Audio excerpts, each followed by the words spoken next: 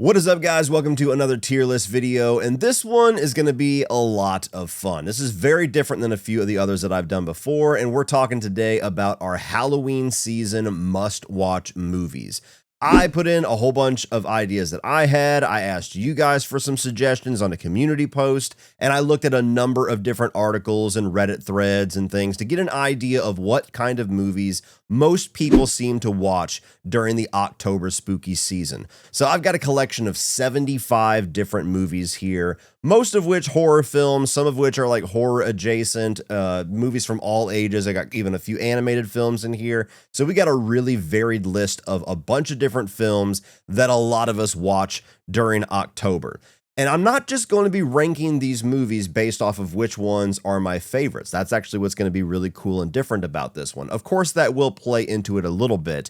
But what I'm trying to do with this one is rank them based off of which ones I'm going to be more likely or more in the mood to watch during the October Halloween season. Which ones are going to feel more festive to me? Which ones am I going to be in the mood to check out while we're decorating for Halloween, while we're getting ready with our costumes and everything like that, or even after we're done trick-or-treating. So it's going to be a little bit different of a ranking in that way. So let me know down below which of these movies are your absolute Halloween October spooky season must-watches. As always, this is going to be a public tier list, so the link will also be in the video description if you want to make your own tier list. Now, as far as the tiers, the categories that we're going to be ranking these movies off of, I have 5 of them here that I've tried to get a little bit cute with Halloween puns, and the bottom one being movies that are just not movies that I'm not likely at all to watch, but pretty much this category reserved for the movies that I'm just not a fan of. Like, there's zero chance I'm ever going to throw these on willingly, and that's a category that I called Witch Please. The one just above that are movies that I don't necessarily hate, but I'm very unlikely to throw on, and that's Couldn't Scare Less. We have our middle tier here, which is Creeping Into View. These are films that I might throw on, or if somebody else throws them on, I'll happily sit down and check them out, but they're certainly not my first picks. Then we have Spirited Choice. These are movies that I would have a really good time enjoying checking them out during the spooky season. And then the absolute top tier movies that I personally have to watch. Otherwise, October is not over for me. Those are my spooky season staples. As always, Tier Maker has arranged these posters by the file names, and so they're in absolute chaos random order, which is the way that I like to do them. And before I get started, let me remind you one last time, I am not simply ranking these movies based off of which ones I think are the best and the worst. These are the ones that I am most likely to throw on, most excited to throw on during the Halloween season. And even though I've said that 2 or 3 times, there's still going to be people in the comments saying, why the fuck is this movie above this one? Anyway, we're starting off with It. Now, this one, of course, you could play the 1990 It miniseries. You could do It Chapter 1. It Chapter 2, I don't even regard because I just don't like that movie at all. But regardless if it's 1990 or It Chapter 1, this one is going to be a spirited choice for me. Doesn't necessarily give me Halloween vibes, so it's not one that I have to watch. But, if somebody's in a Pennywise mood in October, I'm absolutely willing to go along that ride with them. Now we have The Thing, and this is where it's going to prove that this list is very different. The Thing is also only going to make it up into Spirited Choice. Now, you guys know, a lot of you, John Carpenter's The Thing is my favorite horror film of all time. So if we're ranking off of quality, that would obviously be in my top tier. But The Thing is actually a winter movie for me. That's a horror movie that I like throwing on during like December, early January. That's when I'm in the mood to check this film out. I very rarely get the itch to check this movie out in October or the fall season. Now we have The Return of the Living Dead, and quick little plug, because you're going to be seeing this video before the 31st. On October 31st this year, our 31 on 31 theme is zombie films. The title of the video this year is going to be 31 on 31 Outbreak Protocol. We're doing the Night of the Living Dead, like the Romero movies, the Crazies, the Return of the Living Dead trilogy, some of the remakes. We've got Zombieland, we've got the 28 Days Later movies, a bunch of other fun ones in there, and me as well as all the other cohorts in Autop Stream as well as Adam from Adam Does Movies are going to be dropping our videos this Halloween. So please stick around and check that out. Hit the subscribe button if you have not already, because it's going to be a really fun video. Now, The Return of the Living Dead is a movie that I've seen twice. First time I watched it, I got to be honest, it wasn't really for me. I was like, okay, this is kind of fun, a little campy, but I feel like this is a movie I need some nostalgia for. The second time that I watched it, I actually watched it with the cast of the movie. I was at Gathering of the Ghouls in Arizona, and most, if not all, the cast of the Return of the Living Dead were the special guests, and so they screened this movie with them in attendance. They did a little intro, did a Q&A afterwards, and that's the coolest possible scenario to watch this film, and I enjoyed it significantly more then. So I have yet to rewatch it a third time for this video here on the 31st, but it's going to score much higher for me with that second viewing experience. And so this one's also going to make it up into Spirited Choice. You know, I think throwing on a zombie movie in October really fits, and that's one that's actually really fun, really campy. It's got a great soundtrack and stuff like that. So that one I would have a good time checking out. Pumpkinhead. I actually just reviewed this movie not too long ago, so I'll throw a link up here if you have not checked that out. And this is a film that I actually kind of had to rediscover how much I loved it, because back in the day I saw it once or twice and I was like, okay, that's cool. And then I went a long time without watching it. And I just threw it on not too long ago because it felt like a cool movie to review in October. And it has its flaws. It is not a proven bona fide classic by any means. It's definitely one of those more underground films, but I'll tell you what, Pumpkinhead, for being a movie that's not officially a Halloween movie or a movie that even really plays into the Halloween holiday, this one is one of my new spooky season staples.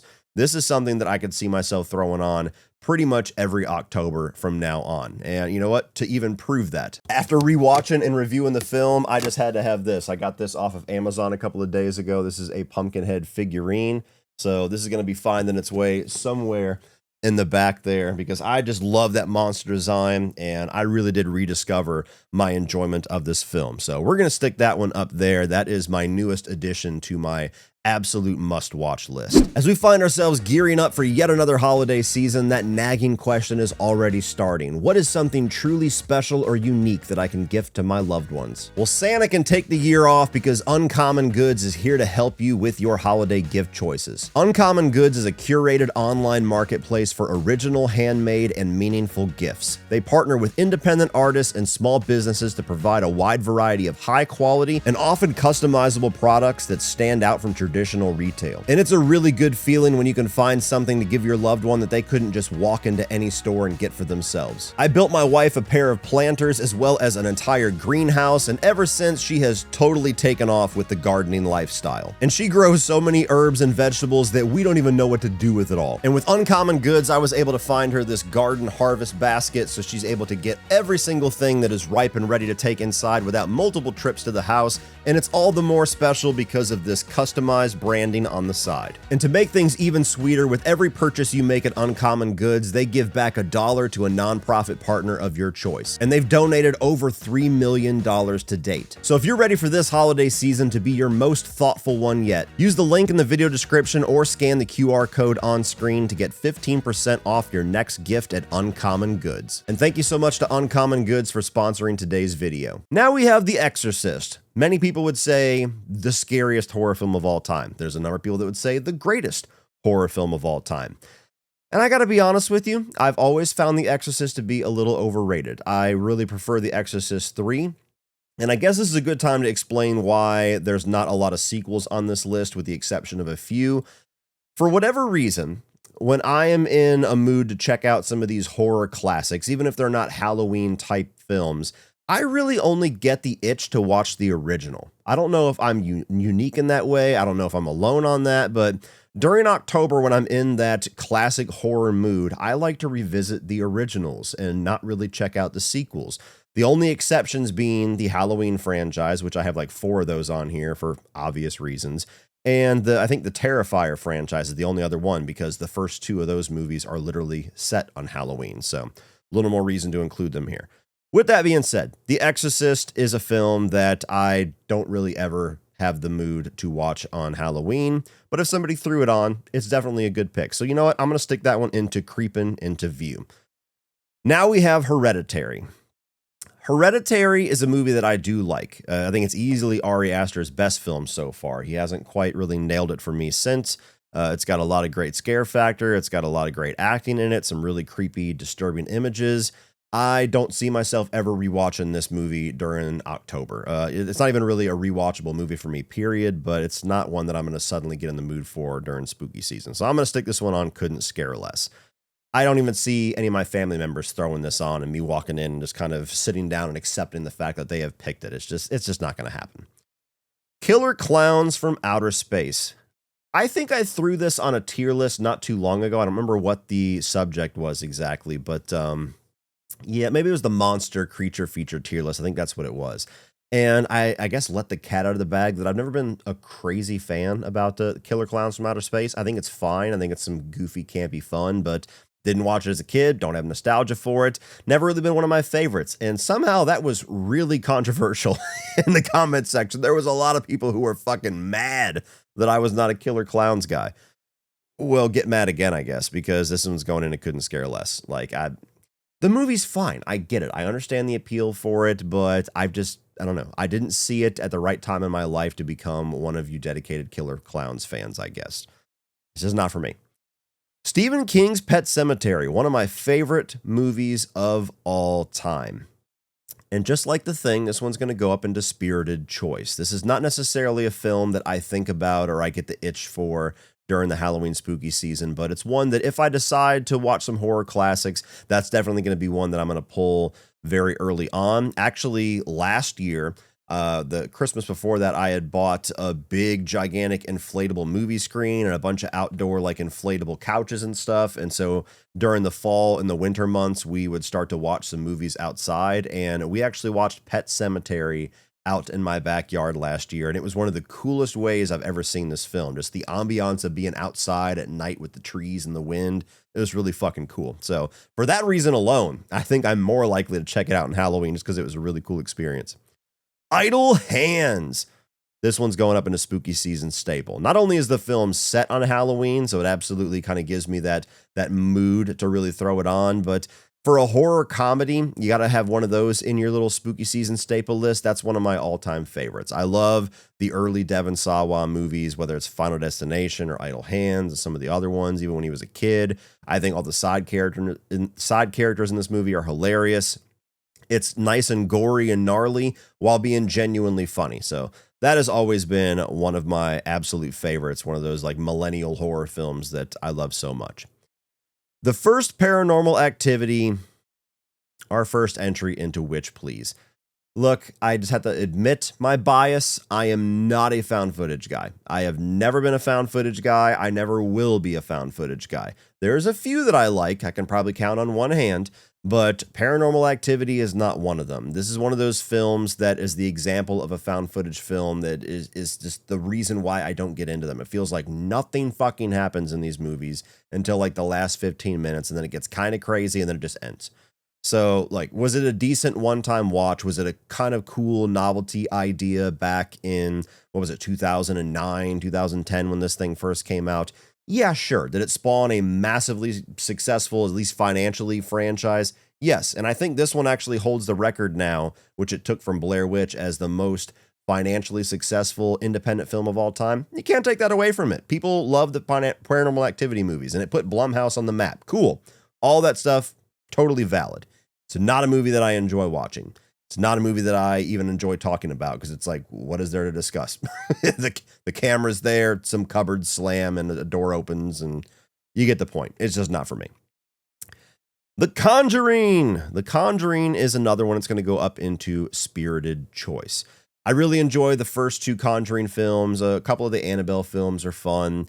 Not really a big fan of the other greater Conjuring universe movies, but the original Conjuring I still think is the strongest in that entire franchise. It's one of the better horror films to come out over the last 15 years or so. Genuinely good scares, really good creepy atmosphere. James Wan's just the master about these modern horror creep fest type films, and I think there's a solid argument to say that all of his best work went into The Conjuring. I don't know if it's necessarily my favorite if I was to stack them all up. I'm not sure. It's a ranking I'll have to do sometime, but The Conjuring definitely is one that I could easily understand the argument. Now we have Abbott and Costello Meet Frankenstein. This is another one that is a spooky season staple for me. I absolutely adore this film. Now, I bought the box set to check out a lot of other Abbott and Costello films. I have not taken the time to actually see any of them yet. But this is a movie that I actually had on VHS. My dad got it, and we just watched it randomly. And as a kid, you're like, black and white movie, whatever. And I remember watching it and thinking it was so damn funny and charming and hilarious. And it's been one of those movies that like I almost forgot about it for like well over 10 or 15 years. And then the Blu-ray came out like maybe 8 or 9 years ago. And I bought it and watched it as an adult. And I was like, I fucking love this movie. I'm so glad that I remember it exists now. And I've watched it like 4 or 5 times since. Like, it's definitely niche. You know, it's not something that everybody's going to get into. It's not going to be everybody's cup of tea as far as the comedy and the slapstick nature of it. But this is an absolute classic from my childhood that has all the classic Universal monsters in it. You got Frankenstein, you got Dracula, you got the Wolf Man. There's a little cameo of the Invisible Man and stuff. It's just such a fun movie that has that October vibe to me. So I love revisiting that one. Now we have The Witch. And The Witch is not one that I would have thought of, but this is one that was on a lot of people's suggestions, and it was in a lot of the lists that I looked at as far as like other articles.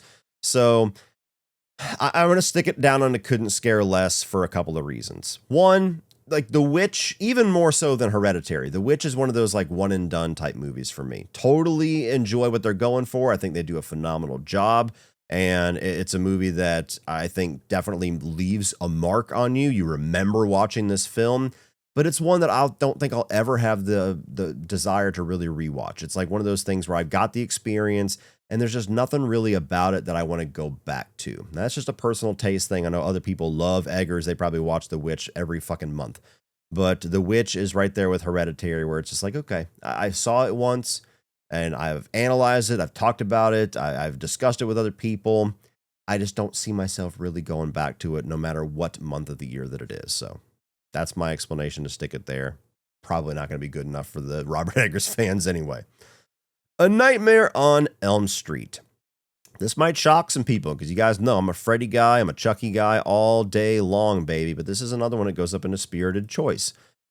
I think part of this is because of the fact that I am a YouTuber that talks about horror all year long. That's also something that's kind of important to keep in mind here. Your average person really only dives into the spooky season movies during spooky season. Well, Halloween is all year round around this fucking house, okay? Like, goddamn, look at my set. Look at the office that I spend most of my time in. So movies like A Nightmare on Elm Street and these other classics that are among my favorite films of all time, there's nothing about the October month that makes me extra motivated to check them out beyond just wanting to throw on one of my favorite films. So A Nightmare on Elm Street, as well as Dream Warriors, and even some of the sequels. These are movies that just kind of randomly I get in the mood to throw back on. Not as often as I used to because I've talked about them to death, and talking about them ad nauseum on YouTube certainly will lessen how often you want to revisit them. That's also a factor in here. I could understand most people who do this list are probably going to have that up at the top tier for reasons that I don't even need to explain. But yeah, spooky season to me, as you'll understand as this list goes on, I like to throw on movies that we don't talk about as much, movies that I can introduce my family to, movies that we can kind of have the conversation change a little bit beyond the horror classics that we talk about all the damn time. So Nightmare on Elm Street, a spirited choice. I mean, if you throw it on and I get in the mood to check it out, ain't gonna be no complaints. I promise you that. The Crow. Another spooky season staple for me. Technically, it's Devil's Night this movie is set on, which is the night before Halloween, but who gives a fuck? It's the same thing. It's the same difference. The Crow is a movie that I was a bit late to the party on. I did not grow up with The Crow. I watched it for the first time when I was in my early 20s, immediately fell in love with it, fell in love with the soundtrack, watched all the other sequels, didn't like any of them really. Thought the third movie was decent.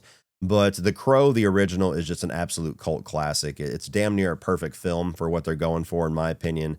And The Crow really does have those Halloween vibes, but not in the horror way. Like, this is your action movie that you get to throw into the mix. This is the one that has, some of those a little bit more gothic elements. You get away from the thrills and the scares and get to go a little bit more into some of the action-centric stuff and the revenge angle that you get into The Crow.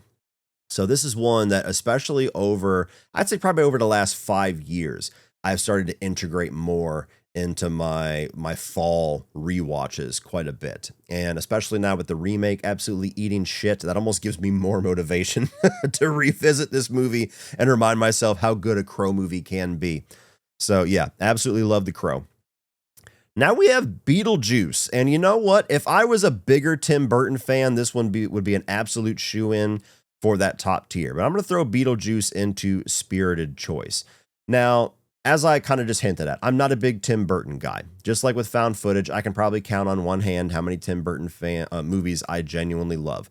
Now, Beetlejuice is a part of that. I think it's a fun movie. I grew up watching it on Disney Channel quite a bit, so I do have a little bit of nostalgia for it. I love Michael Keaton in it. I really enjoyed Gina Davis and Alec Baldwin in it. I love the practical effects and the world and just kind of the vibe of that movie. And while it's not necessarily set on Halloween, it just has that look, that aesthetic to it. And that's why one of the reasons you see so many animatronics and blow-ups and everything available during Halloween season that are taken right out of the world of this movie. So Beetlejuice is one of those films that I enjoy as like a family movie to throw on during October for something a little bit different. So that one is a really good one. And I don't know if we're actually going to get a Beetlejuice 3. We are going to talk about Beetlejuice here really shortly, but I hope if we do get a third one, that they really embrace the Halloween holiday with that one. I think that would be really cool to have a Beetlejuice film that just like fully goes spooky season crazy. Now we have House of a Thousand Corpses. Now this is a very niche popular horror film, especially if you're a big Rob Zombie fan, but more importantly, it's a film that's actually set on Halloween.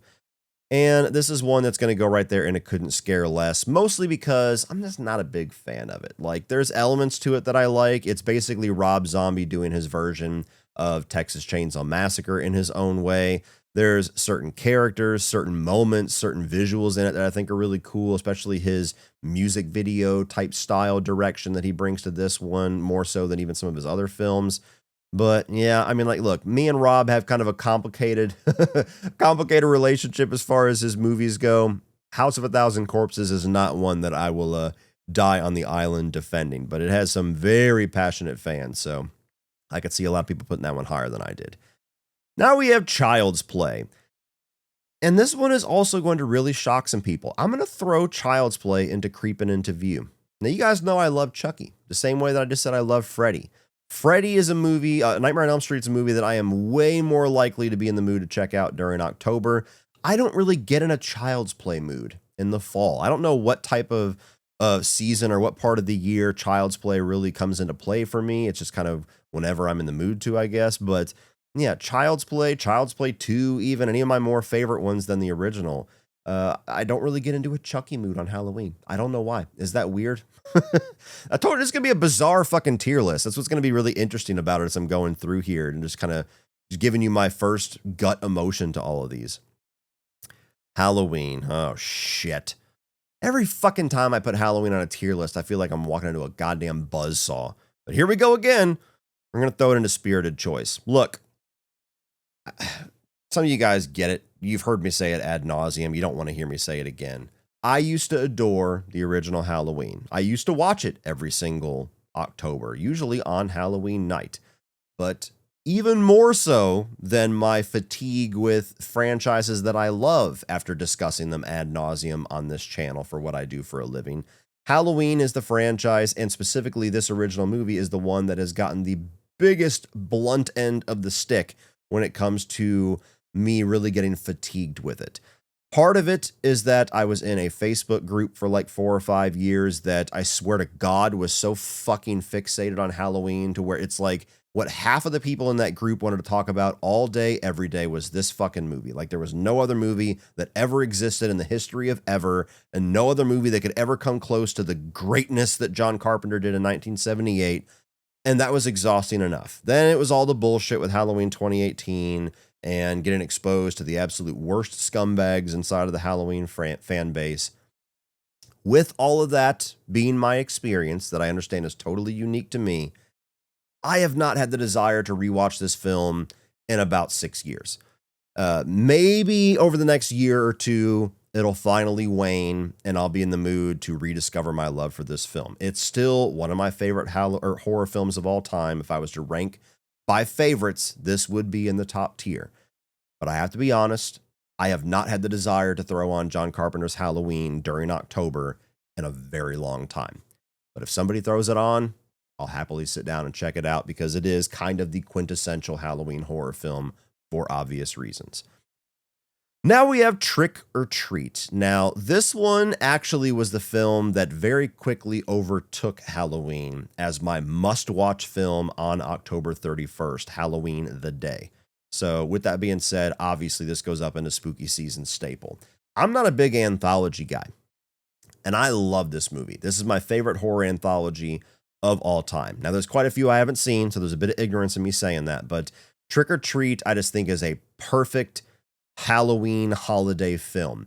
The lore and some of the elements that are classic to the actual holiday are so present in this movie. The visuals are super fall, October loaded. I love all the individual little stories that come together, even the wraparound characters like Sam, total horror icon for being a character in a movie that was really not a success at all and has just gained all this steam with like the DVD era.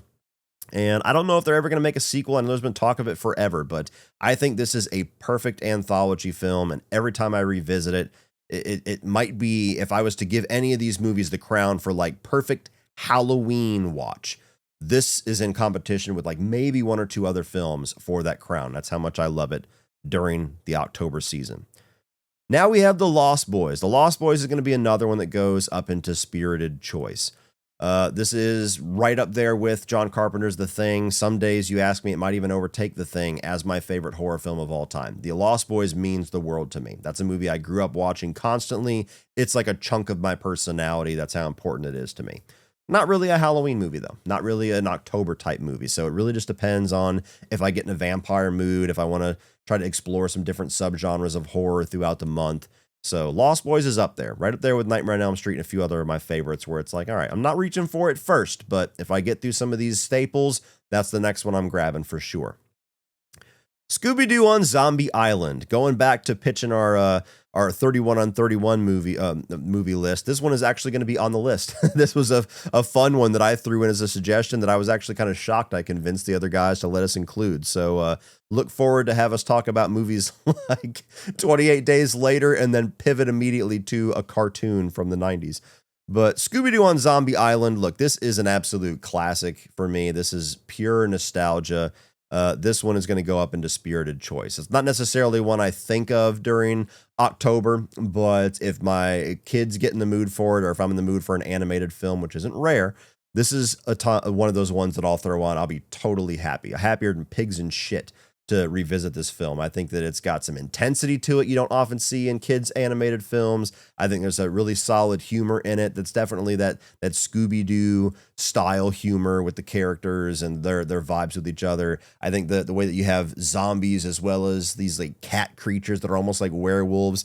It's a really fun and cool movie. Like, it's certainly something you have to attack from a certain age. I'm not going to be surprised if half of the other guys that are going to be talking about this for 31 on 31 don't get it at all, but always been one of my favorites. And for me, as far as animated Scooby-Doo films, that one has always been top dog.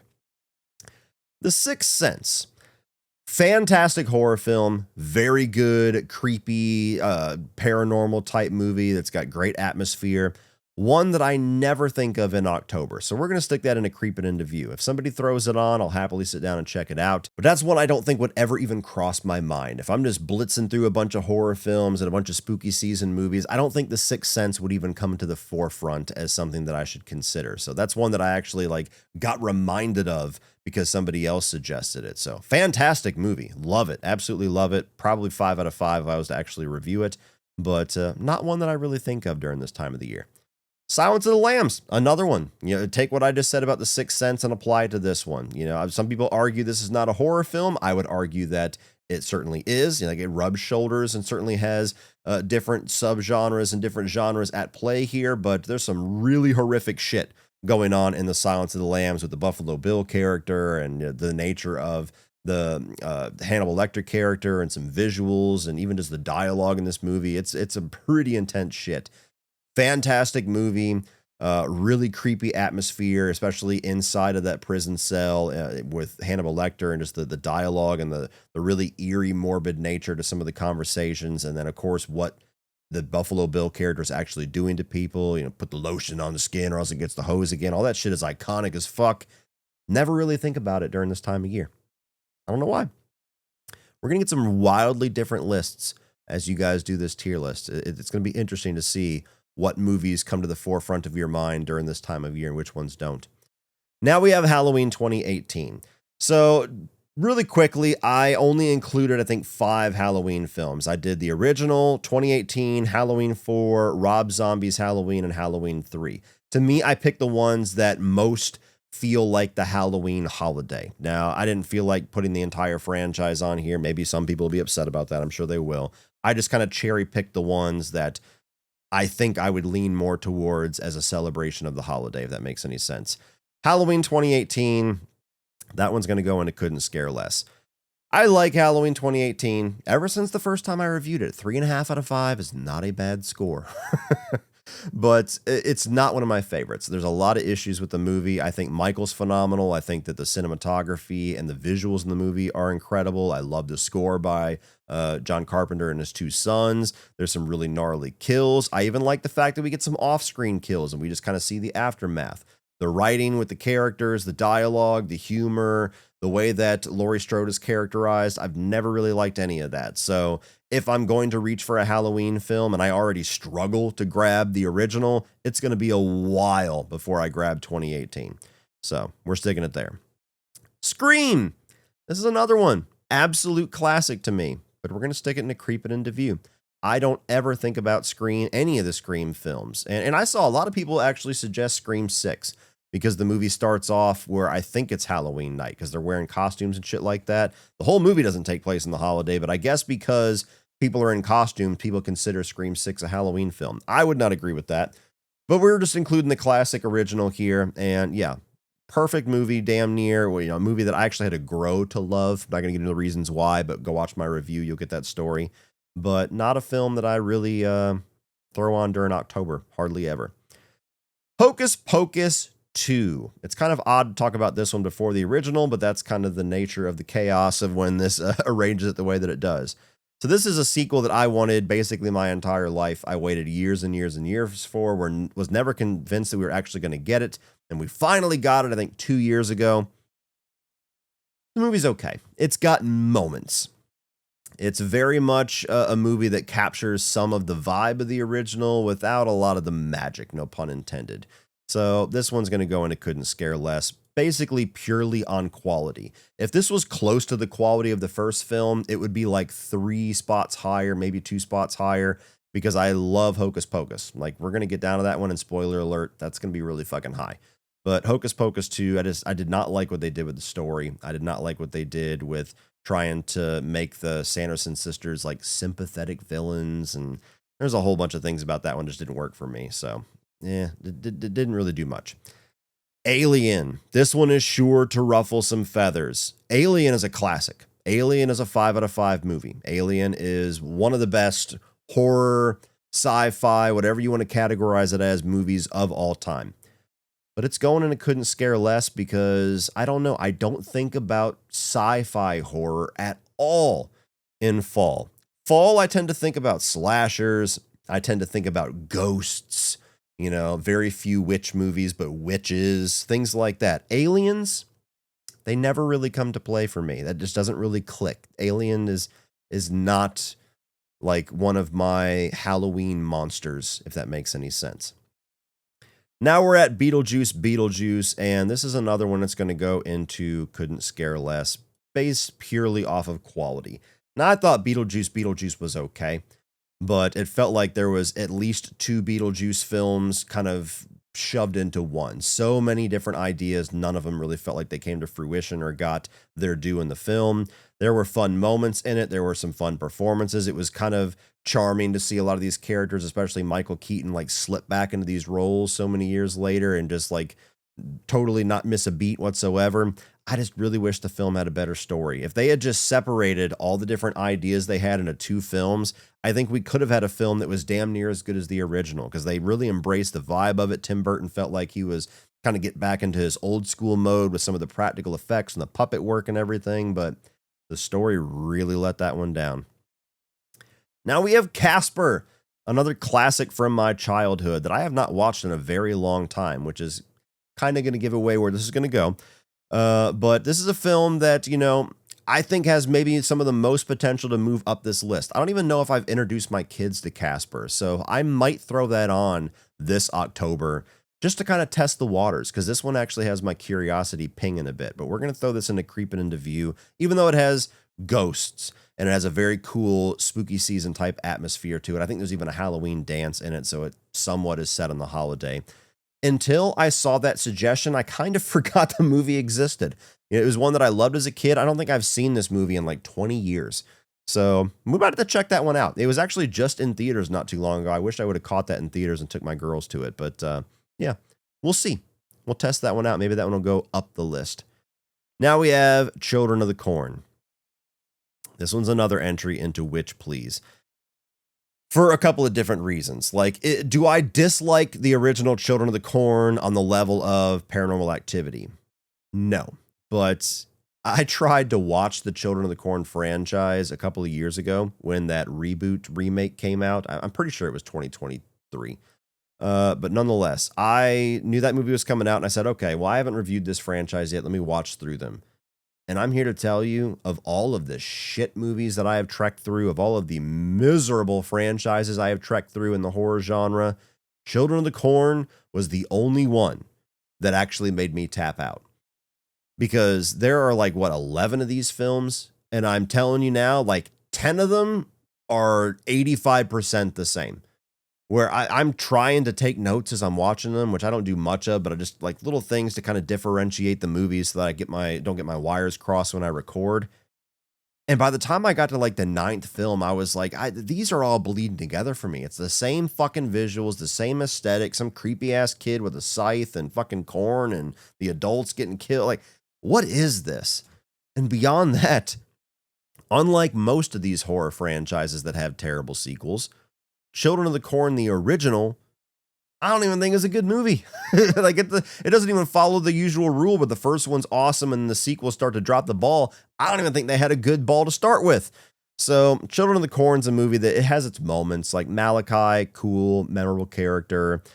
You've got, what the fuck is his name? Isaac, kind of a cool, memorable character. I love Linda Hamilton. There's moments, the kid coming out and getting hit by the car and shit like that. There's moments that are kind of creepy, but I just don't like this franchise at all. And I certainly don't think about it during spooky season. So I have not forgiven the Children of the Corn franchise for absolutely just draining my brain of 11 hours of time. Just no.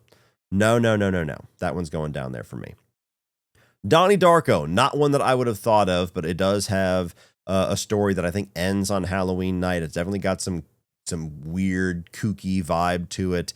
I saw a couple people suggest this one. This one's going to go into Creeping into View. I haven't seen this movie in a long time, but I always liked it. Fun fact, Family Video, which was like my version of Blockbuster. I never actually had a Blockbuster membership, but Family Video is where I rented all my movies, and every single month they would have this little leaflet that they would stick into our mailbox that would say all of the big releases for that month. And Donnie Darko was listed on there, and the only thing that it would say is the title and a couple of the stars of the film. And I was a massive fan of the movie Bubble Boy. I don't know if any of you have ever seen that shit, but Bubble Boy was a movie that I would probably hate as an adult, but loved it as a kid. And it was the first thing I ever saw Jake Gyllenhaal in. And Donnie Darko was just listed as Donnie Darko, Jake Gyllenhaal. And I was like, oh shit, Bubble Boy's in a new movie? I got to check this thing out. And so that is the reason why I watched Donnie Darko.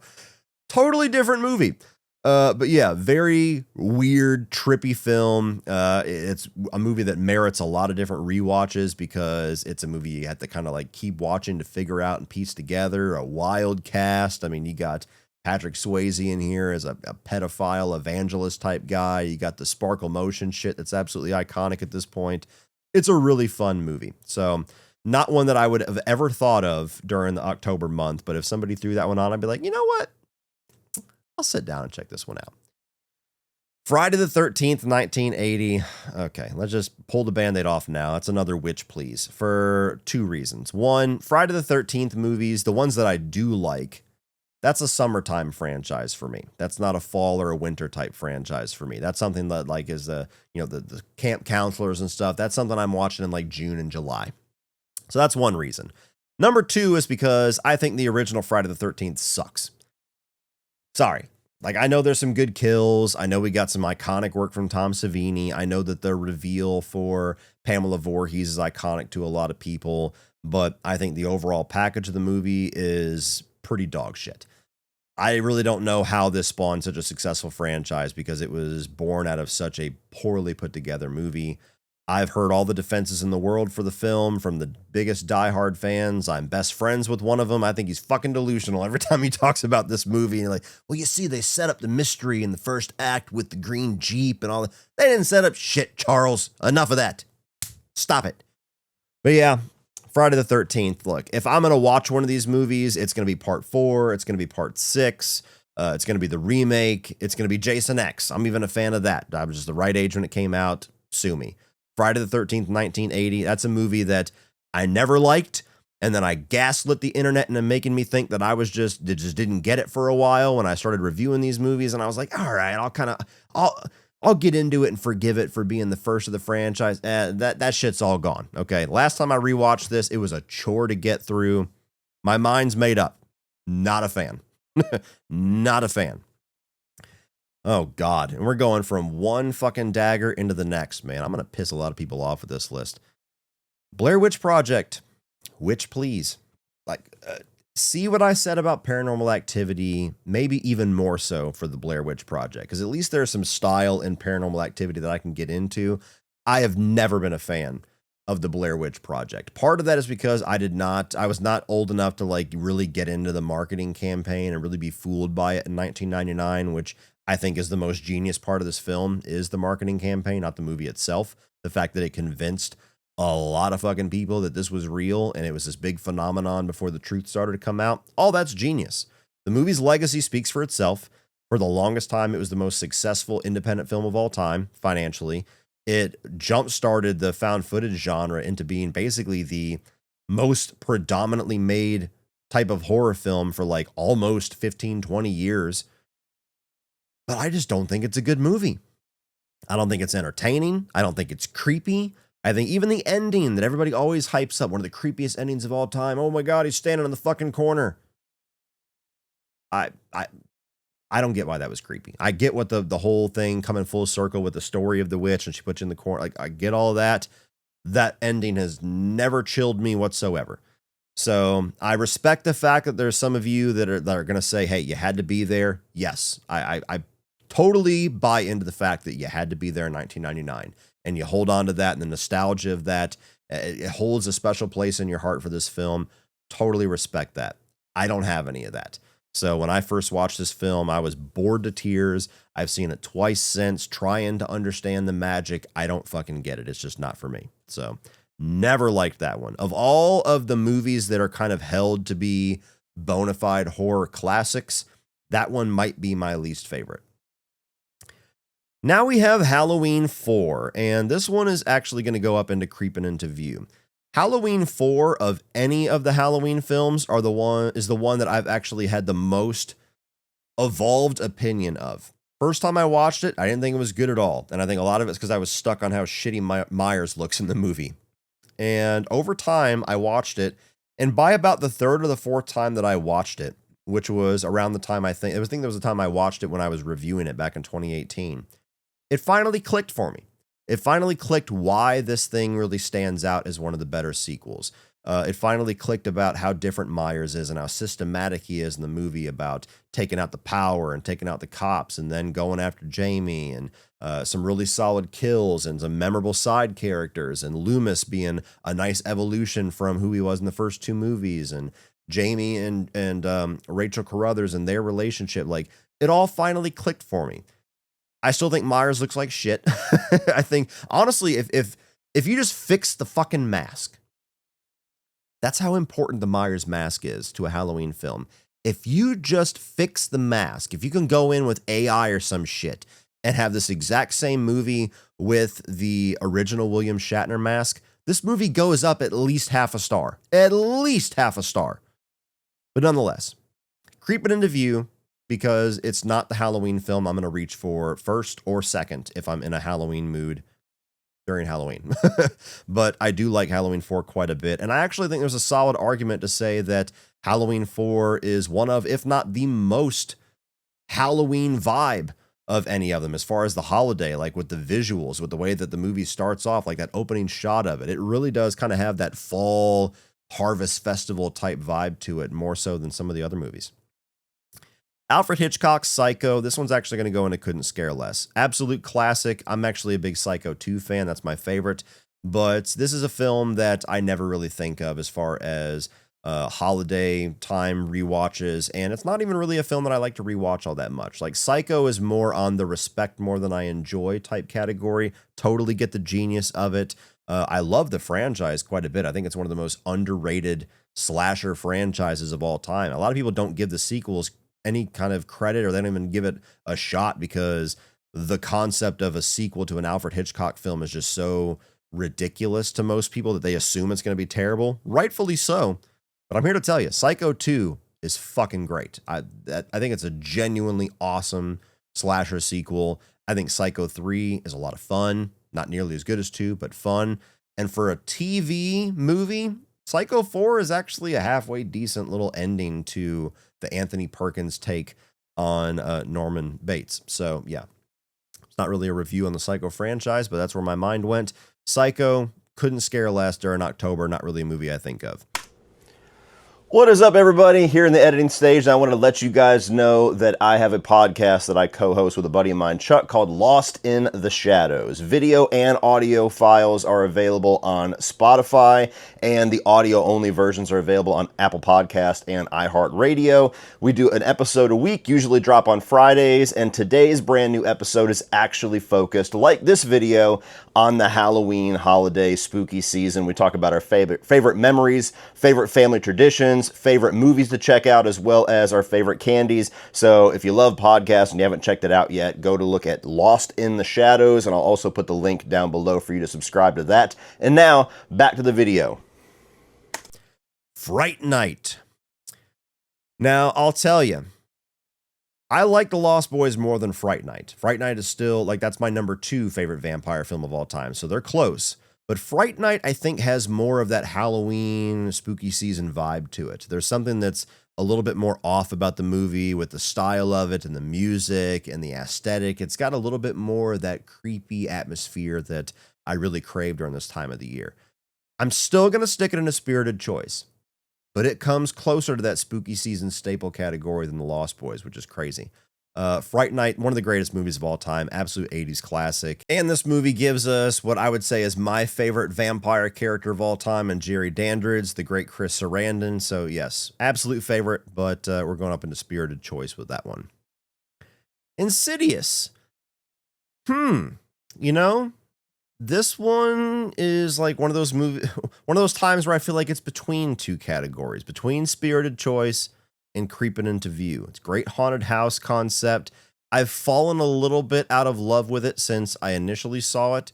I think some of the jump scare techniques, and especially the like booming string instrument score that happens when they're going for the jump scares, is a little overbearing to me nowadays. I'm going to stick it into creeping into view. It's a movie that I used to absolutely love. Now I just really like it. But yeah, that's one that I would think would be like an every 4 or 5 years type watch. Like throw it in there to kind of revisit it type of thing, but not an absolute must watch. This is one that I actually didn't think of, but somebody suggested it, and I was like, you know what? That's actually a pretty good one. Arachnophobia. Now, I have not seen this movie in years, but this is one of those films that, like, I forget how much I like it until I revisit it. You ever have some of those movies? I have like 5 of them, where every time I watch it, I really enjoy it, and then I throw it back on the shelf, and then I quickly forget how much that I like it until years later I revisit it. And I'm like, why the fuck don't I watch this more often? And then the cycle just starts over again. Arachnophobia is one of those movies for me. So we're going to stick it into creeping into view. I mean, the fact that somebody had to remind me that it existed when I'm talking about spooky season movies, kind of evidence of that right there. But that's a really fun one as far as like entry-level horror, you know, gateway horror. Little Monsters. One of my absolute favorites from my childhood that I still rewatch all the time. I got my youngest daughter into it, and it was like her favorite movie for like a month there. She went through that cycle with so many different movies where she would just watch it constantly every single day for a month and then like never watch it again. I had a good time during that month. Little Monsters for me, we're going to throw that in a spirited choice. That's a really fun movie if you've never seen it. That's another kind of like a gateway entry level type horror film. It's actually pretty intense for a kids movie. It kind of rides the line between PG and PG-13. But you got a kid who befriends the monster underneath his bed. It's played by Howie Mandel of all people.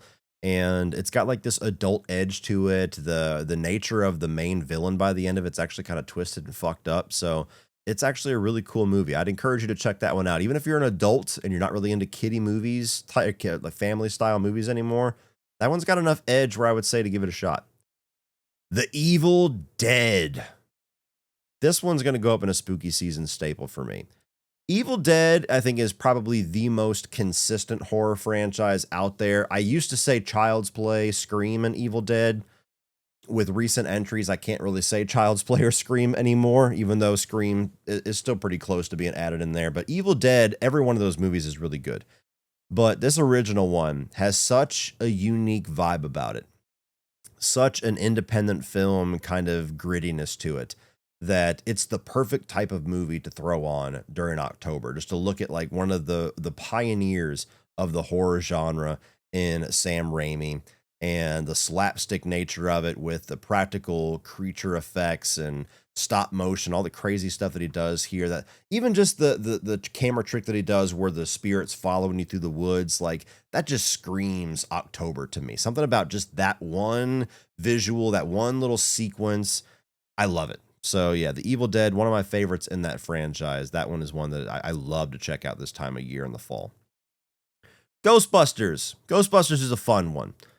This one, I'm going to throw in a Spirited Choice. That one is one that, you know, very different type of film, certainly more comedy than horror, but you get your monsters, you get your ghosts, you get your gigantic kaijus, you get a lot of laughs along the way. I don't need to sell you on Ghostbusters, but that one's a fun one to revisit. The Purge. If I'm going to watch any of the Purge films, it's The Purge Anarchy, but this first one is the one that kind of feels like a Halloween movie for some reason. Maybe you wouldn't agree. But yeah, the masks, I think, of the Purge franchise, of all of them, like the first three of them especially, you see those. Even the election year, the mask that the girls have has kind of become a popular Halloween costume. So I kind of associate the franchise with Halloween a little bit. The Purge is just okay, though. So I'm going to say couldn't scare less. That was a movie that had a great premise, and they just didn't really deliver on the premise. And then finally, they kind of listened to everybody's criticism. And in the second movie, they're like, okay, here's the movie you should have got. The Changeling.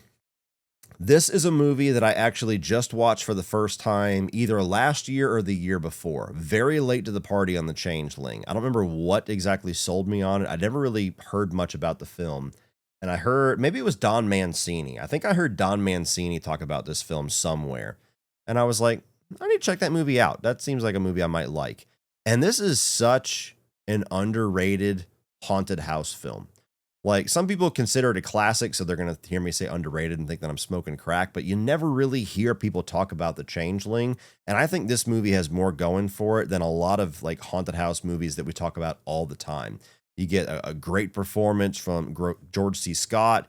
There's some sequences in here with the bouncing ball and like the rails of the stairway lighting on fire. It's just very simple stuff. It's much more subtle movie than a lot of haunted house films are nowadays, but it's so effectively creepy. This one, I'm actually going to throw up into Spirited Choice because it's not one that I necessarily pull off the shelves very often, but you can see how passionate I am about how good a movie it is. So that's one that I actually want to revisit here before long. I don't think I'm going to have time to this October, but I would love to check that one out next year because that was one that I was really surprised by. Nightmare Before Christmas. This is one of those movies that you can debate. Is it a nightmare or is it a Christmas movie? Is it a Halloween movie? It's kind of both. So I threw it on here. It was a suggestion by a couple of people. The movie's fine. It's never really been one of my favorites. It's not one that I dislike though. So we're going to throw it in a creep it into view. Like if my kids threw it on, I'd have a good time watching this one. You know, the fact that it kind of merges into two holidays is fun. Maybe if I grew up watching this one as a kid, I'd have a lot more love for it like many other people. I didn't watch this for the first time until I had kids. You know, this was one that as a dad, I picked up like, everybody seems to love this. Let's see if you kids like it. And it's fun. It's fun. One that I didn't immediately think of, but I'm glad somebody brought it up, is Malignant. Malignant is a really cool horror film from James Wan. Not necessarily one that I could think of during October spooky season or really having any kind of a holiday vibe to it that's going to make me snag it above a lot of other movies, but it's good enough to go in that middle tier and to creep it into view. That's one that I haven't rewatched in a couple of years. I watched it in theaters and I thought it was good. And then I watched it at home and then loved it. There was something about watching it at home, giving it a second watch that just made me really fall in love with how bonkers the movie is, just how absolute batshit weird it is. And the fact that James Wan was able to make that movie, that he had done enough for the studio where they were like, here's your movie, go, here's your money, go make your weird fucking movie, do whatever you want. That, I love the fact that it exists. The Amityville Horror. I actually prefer the remake. People don't like when I say that with certain movies. This is one where I don't think it's that controversial, honestly. Like the original Amityville Horror, I think it's dated as hell.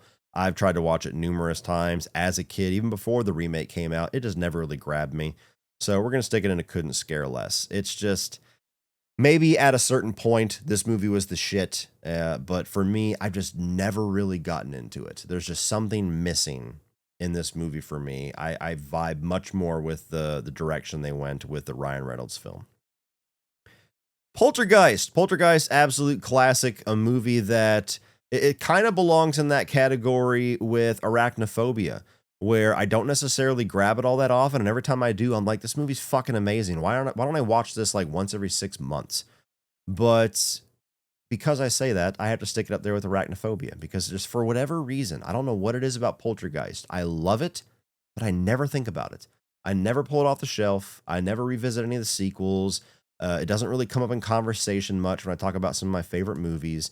Just on that weird, like, section of my brain that likes to get Control-Alt-Deleted all the time. I don't know. That's a question I want in the comment section now that I've talked about 2 of these films. Do any of you guys have any of those films that just seems to always get wiped out of your brain, and then you revisit it and you love it and you don't know why you don't watch it more often? Let me know what that movie is down below for you. Sleepy Hollow. Talking about Tim Burton films that I like, Sleepy Hollow would be on that list of like 4 or 5 movies that I really enjoy. And the thing that's really going for this movie is the visuals and the atmosphere. I don't remember if it's actually set on Halloween, but it totally vibes as a Halloween film. So this one I'm actually going to throw up into Spirited Choice. I don't watch it all that often, but I would not fight anybody that wants to watch Sleepy Hollow. I bought the 4K for it not too long ago. I haven't rewatched it in quite a bit, but this is a really cool movie from a visual standpoint. I remember seeing it in theaters, thinking it was really neat. I've rewatched it at home a bunch of times. It's not necessarily like a favorite of mine. There's definitely some things about it that don't completely come together on like the character and the story level, but I love the visual of the Headless Horseman. The fact that it ends up being Christopher Walken is cool as fuck too. So that's one that definitely has that holiday spooky season fall type of vibe to it that I really enjoy, maybe more than the majority of these movies.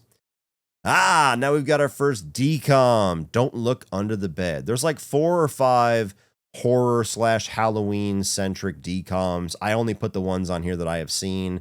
Maybe it'll shock some people. I've never seen Under Wraps. That was actually the first DCOM.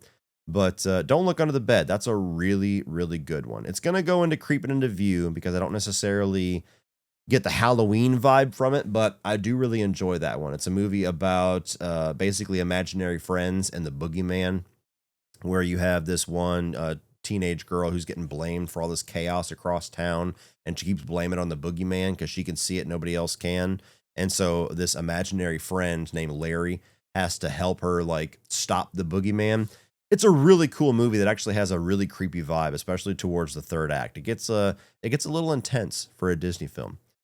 Moving on to another DCOM, we got Mom's Got a Date with a Vampire, one that I have much more love for, and this one's going to go up into Spirited Choice. There's one that we're going to get to here very soon that is my instant go-to in October, but as soon as I watch that one, this one is very close second on the list. Really fun movie where they try to set up their mom on a date, and she ends up going on a date with a vampire, and so all night when they were planning on partying in mom's absence, they have to spend the entire night trying to save their mom. It's a really fun movie. The Craft. Funny enough, I just watched this movie 2 nights ago. I've been trying to watch a lot of these older horror films, trying to get an idea for some movies that I wanted to review this month.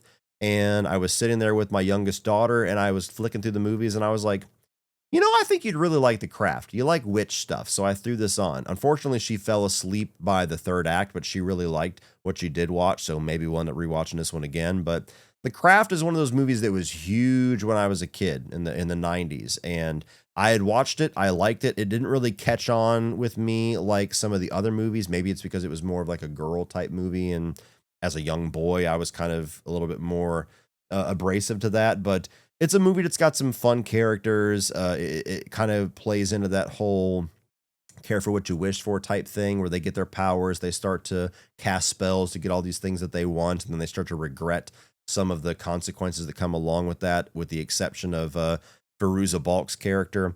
And she's actually pretty creepy and kind of iconic as a witch character. So I enjoy The Craft. Not a go-to for me, though. We're going to go into Creeping into View. And my God, do not watch the sequel, The Craft Legacy. Is it The Craft Legacy? I'm pretty sure it's The Craft Legacy. Ugh, the fuck. Okay. Halloween 2 and Halloween Town are stuck next to each other, so we're going to talk about Halloween Town first. We're technically going out of order, but it doesn't make sense. Halloween Town, the greatest DCOM as far as Halloween. That is an absolute spooky season staple for me. I love this movie. I love the characters. I love the vibe of it. I love the way that they color out the actual Halloween town. I love all of the old cheap Disney Channel original movie practical effects on all the different monsters. I love the soundtrack. This is an absolute classic, a childhood classic to me. And, you know, I just saw a tweet not too long ago, a couple days ago, that I got really like almost choked up watching. I'm pretty sure it was Deandra that posted it. Deandra from Sassy Sledgehammer. She's super into Freddy stuff. So if you know her from TikTok, Instagram, she's like the biggest Nightmare on Elm Street fan out there. She puts me to shame. But she had shared a post that was like an old commercial of the girl from Halloween Town, like introing what's going to be that week's Friday night on Disney Channel. And it was like Under Wraps and Mom's Got a Date with a Vampire at 10 and then Halloween Town at 11 or something. And I was like, my God, I would give anything to be able to go back to one of those Friday nights in the 90s when Disney Channel was kicking ass with the original movies, or I guess maybe even the early 2000s. I just think back to those times, man. Having like a video game that just came out, like Tony Hawk Pro Skater or Metal Gear Solid or Crash Bandicoot or something on the PlayStation 1, and you get like a fucking pizza from like Hungry Howie's, you'd be chugging down some Mountain Dew Code Red, and then you would just chill and watch Disney Channel all night long. Had the best commercials back in the day. They were always fun, and you would just watch these Halloween episodes of things like Even Stevens, and then you would just watch some of these DCOMs. Like, that's as close to heaven as I can think of right now as something. If I could like make a fucking wish, you know, rub a lamp and get a genie to come out and be like, okay, world hunger can wait just a minute. Send me back to the Friday nights in 2001 and let me just relive one weekend in that time again. God, it's like warming my heart just talking about it. But yes, Halloween Town, one of my favorite DCOMs of all time. And if it comes to Halloween spooky season movies, that one is the clear number one. Absolutely have to watch. Halloween Town 2, Calabar's Revenge, is solid. I don't really like the third or the fourth film. I never watched those, so I really only acknowledge the first two. The second one's got some fun moments. The characters coming back, them having this, you know, Calabar's son who ended up marrying the girl who played Marnie. They're a couple. They're going to be at this con in Savannah here in a couple of weeks. So I'm going to be able to meet both of them and get a picture with them. But having all the characters back is fun. Kind of switching up some of the dynamics of it is fun. Not nearly as good or as classic as Halloween Town. So this is one that I usually do a double feature. I usually watch Halloween Town and Halloween 2. So it is a movie that I pretty much watch, but it's just not quite good enough for me to stick it up into staple. It's right below that purely for quality reasons. So it's going to go up in a spirited choice. Halloween 3, Season of the Witch. This is going to really ruffle some feathers on the fact that I put the original Halloween in spirited choice, but I'm sticking Season of the Witch up in a spooky season staple. This is a movie that I was very late to the party on. I did not watch this for the first time until 2016 when I started this channel. That first Halloween franchise ranking that I did, that was the first time I ever saw this movie. And you can even hear back in that old ass terrible video that I made how much this movie shocked me, because everybody and their mother always said this movie was dog shit. And once you watch it, you realize those people are full of shit. They just didn't want the fact, they didn't like the fact that Michael Myers wasn't there.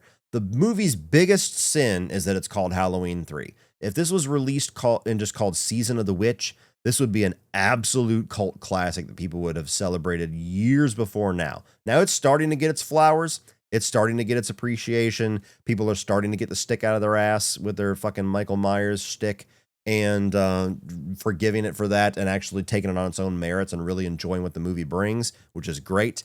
But to me, this is the most Halloween holiday centric of any of the Halloween films. Like, it's literally the plot of the movie is kids, this guy who is using this Stonehenge things to make these evil Halloween masks that's going to kill all the kids in the world that wear these Halloween masks on Halloween night during the giveaway. And I love it. I love how campy and weird it is. I love the score to it. You know, to me, it's up there with the original Halloween score as far as John Carpenter work. Tommy Lee Wallace is a total unsung hero as far as horror movie directors to me. He did this. He did Fright Night Part 2. He did the It 1990 movie. So many movies that I love. So Season of the Witch, like when I rank the Halloween films, it's my number 2. 1978's my number 1. But as far as movies that I really love to watch during October, and more specifically on Halloween night, I reach for Halloween 3 more often than I reach for that original nowadays. That's just the God's honest truth. And now we're closing out the Halloween franchise with the Rob Zombie Halloween, and this is one that's going to go into Couldn't Scare Less. There's elements of this movie that I like. I don't hate it. I think the first act is horrible, but there's a lot of things about it stylistically that I actually really like. But it's the last Halloween film of the ones that I have listed here that I'm going to grab. You know, it's a movie that's very unpleasant for the first third or so. I think the second act has a lot of missed opportunity and a lot of missed potential. I don't know why we didn't get more time with Loomis and Michael in the sanitarium. And then the actual good part of the movie is basically just like this Rob Zombified fast forward version of the 1978 movie, which is fun, but I'd rather just watch the 1978 original if I'm ever in the mood to watch this one. All right, we have made it to the final little tier here, the final little list of movies. We got Rosemary's Baby, one that I didn't really think of, but I saw it in a lot of people's suggestions. And this one is actually going to go into Couldn't Scare Less. Now, I thought this movie was actually good. I watched it for the first time last year before Fantastic Fest because they were playing Apartment 7A, which was the prequel that went on to Paramount Plus. And that was decent. It's worth checking out. But Rosemary's Baby, I understand why it's a celebrated classic. It was definitely very well done. Maybe a little bit long and slow. So not a movie that I would rewatch maybe ever. Right alongside The Witch and Hereditary.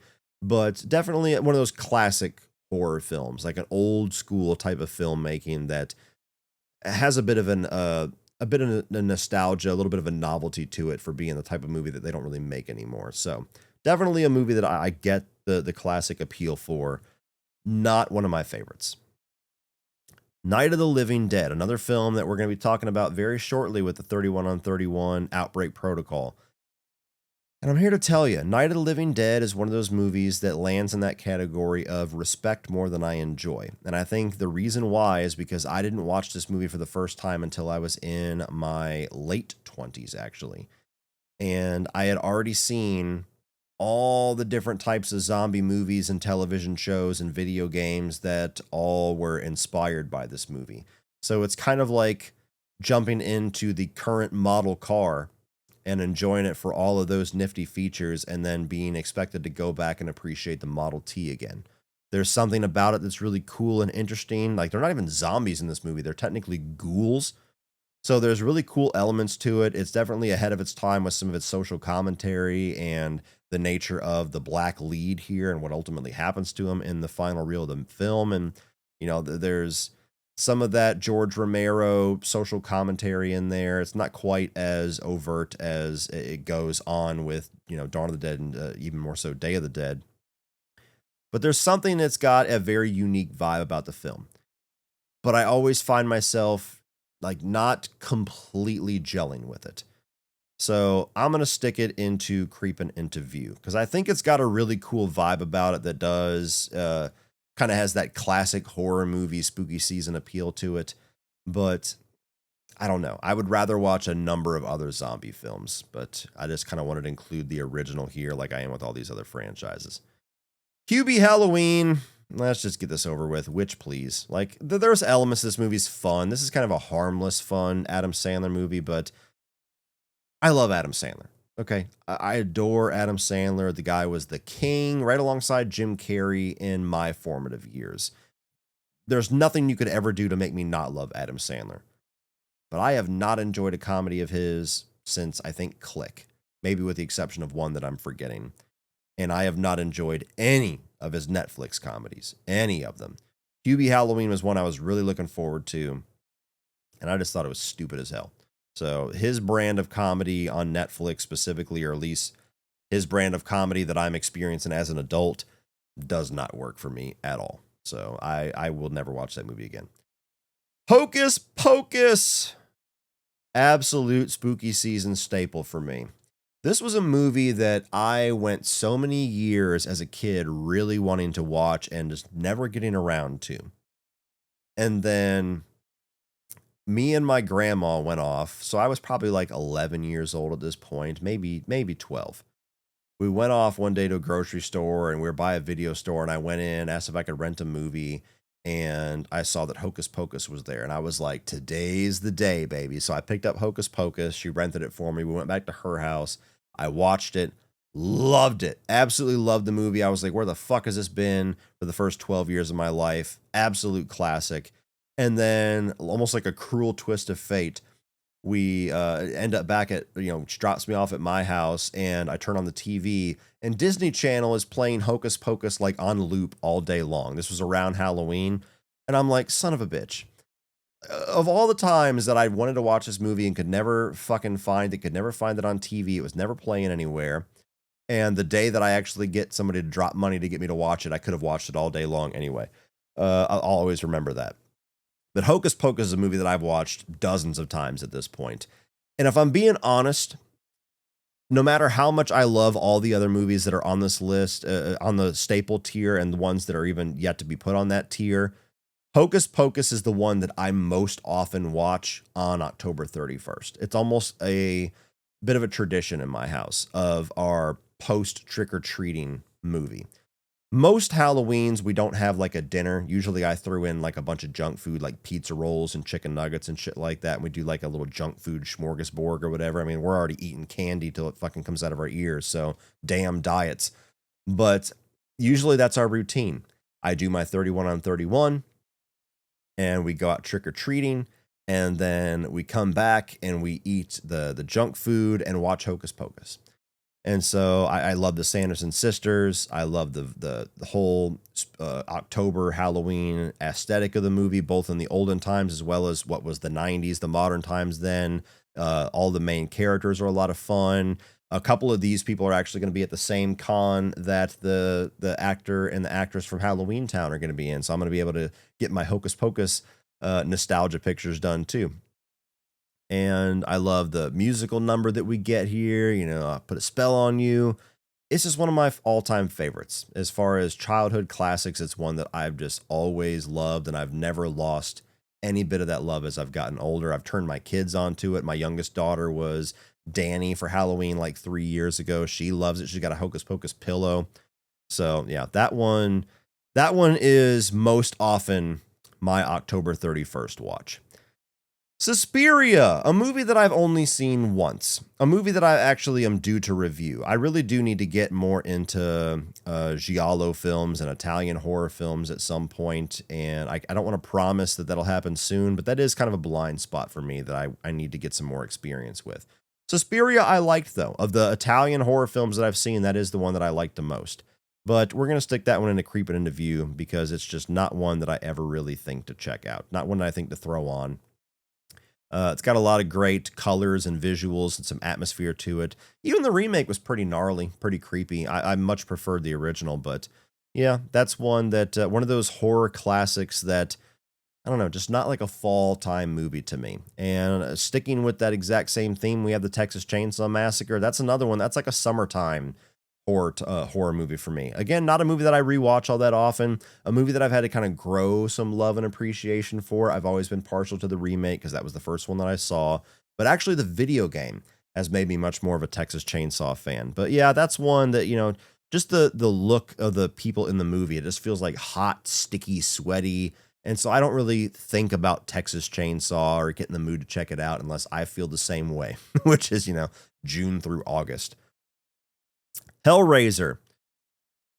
This is one that kind of goes between creeping into view and couldn't scare less. I think that the original Hellraiser is the best of that franchise, but even for being the best, it's just not one that's ever been one of my favorites. I'll stick it into creeping into view, though. There's some cool shit in Hellraiser. I love the look of Pinhead and the Cenobites. It's a pretty gnarly movie. I think it's one that I probably would be more inclined to revisit even more often than something like Texas Chainsaw Massacre. But yeah, not one that's one of my go-tos for this time of year. The Shining. That's another one that's kind of in between categories. It's in between Spirited Choice and Creeping into View. I don't really think of The Shining. That's another like wintertime type horror film for me. But I'm going to stick it in a Spirited Choice based purely on how much I like it. Like that's one that's like right there with The Thing. I like watching The Shining when it feels like it's blistering cold outside. We don't really get snow in Georgia hardly ever. We had some last year. But even before I lived down here, like that's a wintertime horror film for me. But The Shining is the shit. So we'll throw it in there because I'm not going to be upset to check that one out. And that is one, if I get through my go-tos, that I would not mind pulling off the shelf. Now we've got Trick or Treat, not to be confused with Trick or Treat. This is another one that is an absolute spooky season staple for me. I watch this every single October for the last probably 6-7 years, ever since I found a Blu-ray for it. And now we got the 4Ks for it, so it's even easier and even better of an experience to revisit. This is one of my favorite like cult type horror films of all time. It's a heavy metal horror film. It's really oddly kind of getting a little bit of a following here now, and it's mostly through t-shirts like Gutter Garbs and Fright Rags and Cavity Colors and all these little terror threads. All these different popular horror t-shirt companies have been going crazy with the Trick or Treat designs over like the last 5 years. And so I've seen this movie start to gain some notoriety. You had the big 4K box sets come out last year that everybody was fiending over. I got 2 of the 3 of them, the 2 that I like the most. And so it's kind of finally starting to get its flowers. But not only is it a movie that by the title, by the poster, by the nature of it is very much a Halloween-centric film. The whole movie ends on a Halloween dance. And it's a movie that gives me my heavy metal horror fix during this year while having all the different elements of a Halloween time horror film. And it's my favorite soundtrack of all time. So I never really need an excuse to pull this vinyl out over here and jam to the Fast Way soundtrack. So Trick or Treat, if you've never seen it before, let this be the year that changes. That's one of my all-time favorites. 13 Ghosts. This is one that I didn't think of, but actually I really like this suggestion. This one's going to go up in a Spirited Choice. Another one of those like millennial horror films, but something about having the different ghosts and the aesthetic of this movie and the atmosphere that it creates with like this almost futuristic haunted house where like the whole house is like a puzzle. It's not one that I really pull out in Halloween, but I think I'm going to change that because I've always really loved this movie and it totally has all those elements that I go for this time of year. So, Matthew Lillard, great movie with him. You even got, Shannon Elizabeth, who I loved for many different reasons when I was that age. And this is a really, really cool one. This is one of the better, like, 2000s remakes. Haunt. Now, this is one that I only saw once. I thought it was solid, but a lot of people seem to really love this one. I think my buddy Chuck, who I do the Lost in the Shadows podcast with, I think he called this one out as, like, one of his Halloween must-watches. So I'm going to stick it into Creeping into View, just because I haven't seen it since it came out, but I'm pretty sure it's set on Halloween during, like, a haunted house. It was a cool movie from what I remember. Scary Stories to Tell in the Dark. This is one that I saw in theaters with my kids, and to be honest with you, I have not rewatched it, but it was actually surprisingly creepy and unnerving for like a more young adult, kid-centric horror film. So I'm going to stick this one also into creeping into view. This is one that I can imagine my kids pulling out, and I'd be like, hey, let me check that out with you. I remember that one being pretty cool. Ginger Snaps. This is one that I watched for the first time when we did the 31 on 31 Creatures of the Night, and I had a lot of excitement for this one because I always heard good things about it. Didn't really do a whole lot for me. I got to be honest with you. Maybe it's just I'm not really into the female puberty type of movies where it's like an allegory for that, becoming a woman or whatever. I don't know if that's it, but like obviously I don't have a point of comparison for that experience. So there's just something about this film where I was just like, I don't know. I thought it was okay.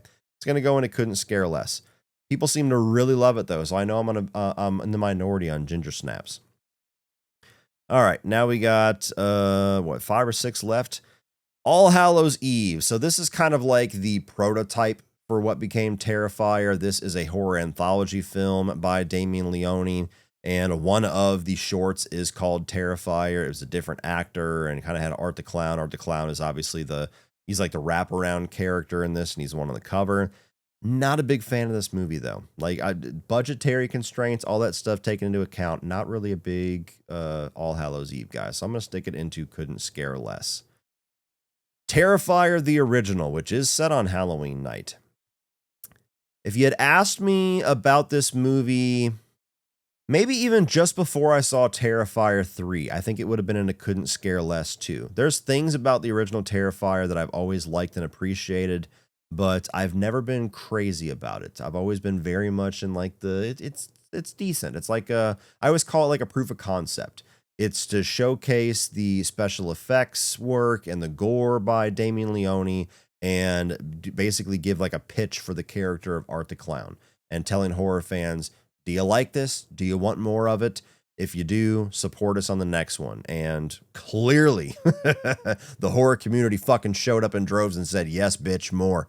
So with Terrifier 3, having the character of Vicky kind of come full circle in that one and certain elements come in full circle, it was just enough to kind of tip the score of Terrifier just enough into a movie that I can say I like now. Not that I'm just like, on it. Like, okay, I like Terrifier. Not nearly as much as 2 and 3, but I like it for what it is.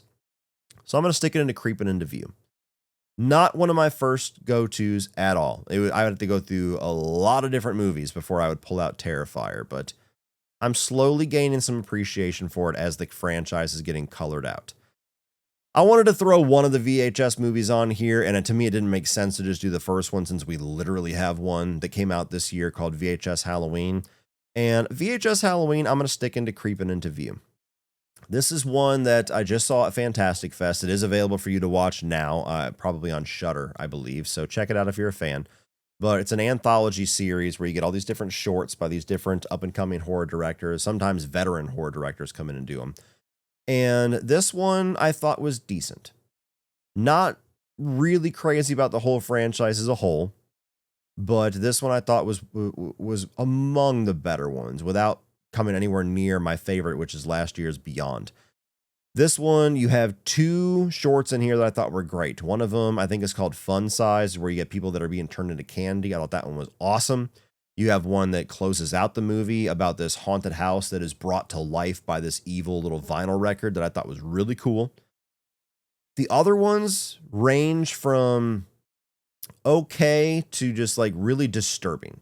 There's one in it about like this guy who's like a photographer in like a strip mall that's murdering kids. That's just really fucked up. But to me, it was just like fucked up for fucked up's sake. I just didn't really think there was much else to it besides shock value. And I hated the wraparound story about the alien soda. So this one, kind of a mixed bag. But if I was in the mood for an anthology movie that is not anywhere near as good as Trick or Treat, and I don't know why I would be, that one will throw into that. Satan's Little Helper. This is going to be our last entry into Witch Please. This is a movie that somebody actually requested for me to review on Patreon back when I used to do review requests for my top Patreon tier. And I watched this and I was like, this is a piece of shit. And the whole time I'm watching it, I'm feeling bad because I thought the person who suggested it for me, I thought this was like one of their favorites and they were like excited for me to finally check it out. So I was like, almost trying to figure out how to carefully word my review to not like upset this person who literally paid me money to watch this movie. And after I started to approach the movie, I talked with them in a DM and I was like, yeah, I'm sorry, man. I got to admit, I just didn't really like the movie. And he responds, he's like, oh, the movie's a piece of shit. I just wanted to see what your response was to it. And I was like, what the fuck, man? What kind of sadistic shit is that? You just want to send me pain? So then I just opened up all barrels in my review. I thought this movie was dog shit, absolute dog shit. So it's not, well, actually, you know, I would say it's the worst of any of the movies on this list because at least the other ones have merit. They're just not exactly for me, or there's some kind of budgetary restraint. I just think Satan's Little Helper is a dog shit movie. Now we have Terrifier 2, another movie that is set on Halloween night. Otherwise, I wouldn't have included it. I love Terrifier 2. It's not quite a staple for me. It's going to go up into Spirited Choice. Maybe over time it'll become a spooky season staple. Terrifier 2, I just absolutely adore. This was one of the biggest surprises ever for me. I saw this at my first Fantastic Fest at a midnight screening on night 1. And I walked into it jaded. Like, I walked into it as a guy that was just like, I don't get the Terrifier hype. And this one's supposed to be like 2.5 hours long. Like, what the fuck is that even going to look like? Maybe it'll be fun. We'll see. Like, I walked in expecting not to like it. And something about not only just the movie being a significant improvement on the first one for my personal taste, but something about the vibe of watching it at a festival, my first festival, with a bunch of rowdy horror fans, with Damien Leone and David Howard Thornton in attendance, like 2 rows in front of me. I have just met Chris Stuckman, so he was sitting like 7 seats to the right of me. There was something so cool and exciting about just the setting of watching this movie. And I had a fucking blast with it. Like, something about how over-the-top violent it was just felt so much more entertaining, and it just, the vibe they were going for just landed so much better in that theater setting. I don't know if I would have had the same response to it if I watched it at home, so I'm very thankful that I saw it in theaters, because there was just some magic going on in that screening, and I just loved Terrifier 2. I could not wait to walk out of it and say, guys, look, I am one of the people who was skeptical. I'm one of the people that was not on board with the Terrifier hype and everybody calling Art the Clown the new horror icon. And I'm like, calm your fucking tits. He's done one movie. I'm sold now. And then even more so by Terrifier 3, just with how great this franchise continues to be for me. I know it's not for everybody. But yeah, Terrifier 2, one of my favorite horror films the last couple of years, has the potential to move up to that top tier. Not quite a required watch in October for me, though. Not yet. And our final movie with our spooky season must-watch movie tier list is Night of the Demons. Now, I have to preface this by saying I have only seen this movie once, and I have not seen it in a very long time, but I have plans to watch it this week, actually, and release a review for it probably sometime this weekend, because this is a big Halloween time favorite for a lot of people. This was a big suggestion.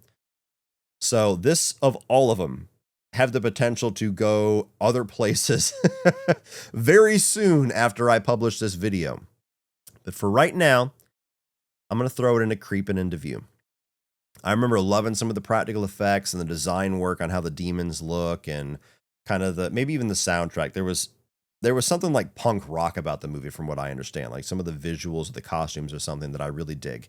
But yeah, I don't remember when I watched it the first time, I remember thinking it was okay. Like, it didn't quite live up to my hyper expectations, but it's been a lot of years, and I look forward to checking it out again and seeing if my thoughts have evolved and actually finally doing a review on it. So Night of the Demons 2 is actually one of those movies that I remember so much for the VHS cover. Angela with that little skull lollipop, and she's like that's one of like 3 VHS covers that I always pass, and I was like, that's fucking awesome. I should rent that movie, but I'm not going to. So yeah, this first one seems to be a big favorite for a lot of people, so I'm going to watch it here soon and see if it becomes one of, at least comes up on the list a little bit. So yeah, that was a very weird and chaotic tier, but that's what I like. I like doing something a little bit different. So that is the way that the cookie crumbles on this one, guys. These are my horror movie must-watches during October, spooky season, the Halloween season. Let me know what yours are. If you want to do this tier, it's going to be down in the video description below. Just click the link and you'll have everything that I have here. If you guys want to add some, I think there's an option where you can edit it and add your own movies to it. So if there's a bunch in here that I have not seen, that I did not include, I know there's a bunch of animated ones like Paranorman and Corpse Bride that are big favorites that I haven't seen. Feel free to add more if you're bold to go beyond 75 films. And post it and tag me in it. But if you're not wanting to do the whole tier maker thing, just put down below maybe like 5 of your absolute must watches. So hope you guys enjoyed this. I hope you're continuing to enjoy some of this Halloween October type of content that I'm doing. And let me know some ideas down below for some other tier list ideas you want to see in the near future. Well, that's it for this one, guys. If you enjoyed that, click over here for all of my 2025 new release reviews. And I'm also going to put a playlist up here for all of my different tier list rankings. If you just like this specific style of video, there's a bunch of different ones on there for you to check out. Like, share, hit that subscribe button so you don't miss everything in the future. And as always, remember, opinions are like assholes, but that doesn't mean you have to be.